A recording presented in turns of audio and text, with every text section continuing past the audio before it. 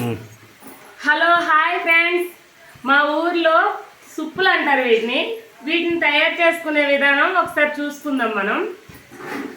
అత్తయ్య గారు, ఈ సుప్పుల్లో ఏమేమి కలుపుతారంటే బియ్యం నానబెడతామమ్మా.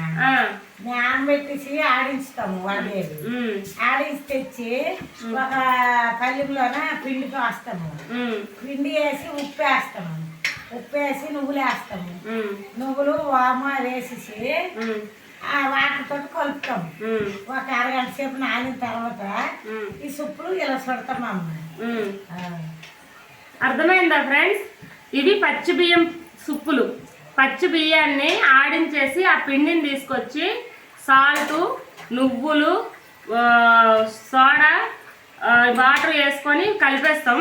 కలిపేసిన తర్వాత వాటిని అందరూ ఇట్లా తయారు చేయలేరు, అట్లా రింగ్స్ లాగా ఆ రింగ్స్గా తయారు చేసుకొని ఇట్లా రౌండ్గా చుట్టి వాటిని ఆరబెడతారు ఫ్యాన్ కింద ఆరబెట్టి హాఫ్ అన్ అవర్ ఆరిన తర్వాత వాటిని ఇట్లా చేయితో తీస్తే ఇరిగిపోతాయి అనమాట. ఆల్రెడీ విరిగింది చూడండి. ఇట్లా చేయితో తీస్తే ఇరిగిపోతాయి. వాటిని ఇట్లా తీసుకోవాలి. ఇది ఉంటుంది కదా, ఇలాంటివి యూజ్ చేసుకొని ఇట్లా స్లోగా ఇట్లా తీసుకోవాలి. ఇది ఇలా తీసుకున్నాం అనుకో ఇరగవన్నమాట, ప్రాబ్లం ఉండదు. ఇట్లా ఇరిగిపోతే ఇంకా వేస్ట్ అవుతాయి కదా. వీటిని ఇలా తీసుకొని వెళ్ళి ఇక్కడ చూడండి ఫ్రెండ్స్, ఆయిల్ ఇట్లా బాయిల్ అవ్వాలి.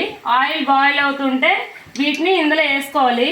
ఇప్పుడు మనం ఇవి వేయడానికి అవ్వదు, ఆల్రెడీ ఇందులో డీప్ ఫ్రై అవుతున్నాయి కాబట్టి. ఇవి డీప్ ఫ్రై అయిన తర్వాత ఈ కలర్ గోల్డ్ కలర్ రావాలి. ఇలా గోల్డ్ కలర్ వచ్చాయంటే ఇవి వేగిపోయినట్టే.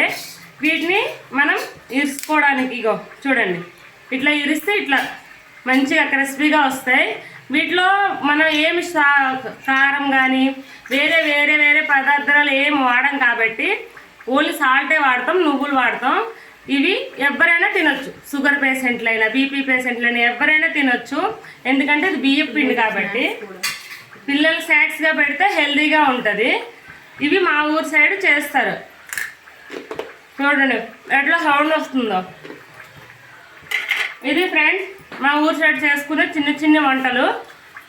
మీకు కానీ ఈ వీడియో నచ్చినట్టయితే సబ్స్క్రైబ్ చేయండి, మా ఛానల్ని లైక్ చేయండి, సబ్స్క్రైబ్ చేయండి.